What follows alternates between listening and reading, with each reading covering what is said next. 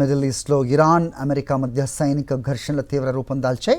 ఉత్తర ఇరాక్లో జరిగిన తాజా ప్రమాదంలో మరో అమెరికా సైనికుడు ప్రాణాలు కోల్పోయాడు. ఇరాన్కు చెందిన ఒక డ్రోన్ను కూల్చేసిన తర్వాత అందులోని పేలుడు పదార్థాలను నిర్వీర్యం చేస్తుండగా జరిగిన పేలుడులో ఈ సైనికుడు మరణించినట్టుగా యుఎస్ సెంట్రల్ కమాండ్ అనౌన్స్ చేసింది. దీంతో ఇరాన్లో జరుగుతున్న ఈ సైనిక ఘర్షణలో మరణించిన అమెరికా సైనికుల సంఖ్య 17కు చేరింది. ఇటు జార్దన్పై ఇరాన్ దాడిలో గల్లంతైన మరో సైనికుడి మృతదేహం కూడా లభ్యమైనట్టుగా తెలుస్తోంది. రెండు దేశాలు పట్టు విడవకుండా క్షిపణులు డ్రోన్స్తో విరుచుకుపడుతుండటంతో పశ్చిమాసియాలో పూర్తిగా యుద్ధ భూమి కనిపిస్తోంది. దీనిపై సాక్షి స్పెషల్ స్టోరీ చూద్దాం. అమెరికా ఇరాన్ దేశాల మధ్య ఉద్రిక్తతలు నరకప్రాయంగా మారుతున్నాయి. ఇరు దేశాలు పూర్తిస్థాయి యుద్ధం వైపు అడుగులు వేస్తున్నాయి.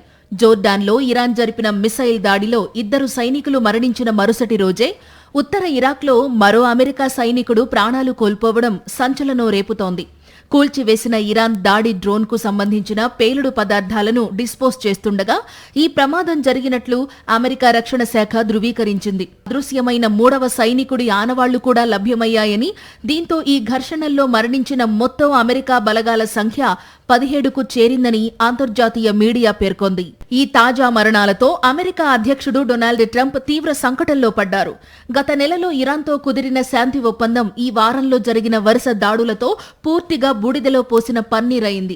పరిస్థితి ఎప్పుడు ఎలా మారుతుందో చెప్పలేమని విదేశాల్లో ఉండే అమెరికన్లు అప్రమత్తంగా ఉండాలని స్టేట్ డిపార్ట్మెంట్ ట్రావెల్ వార్నింగ్ జారీ చేసింది.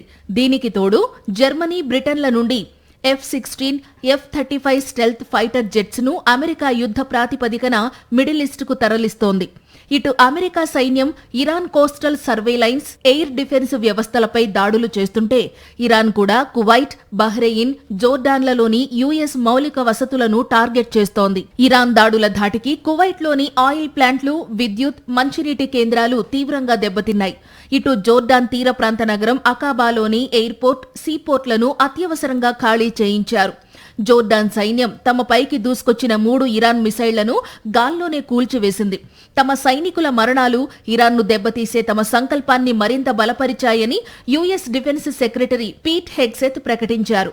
4 నెలల క్రితం ఇజ్రాయెల్తో కలిసి ఇరాన్పై ప్రారంభించిన ఈ యుద్ధాన్ని ట్రంప్ సర్కారు ఎలా ముగిస్తుందనేది ఇప్పుడు ప్రపంచవ్యాప్తంగా ఉత్కంఠ రేపుతోంది.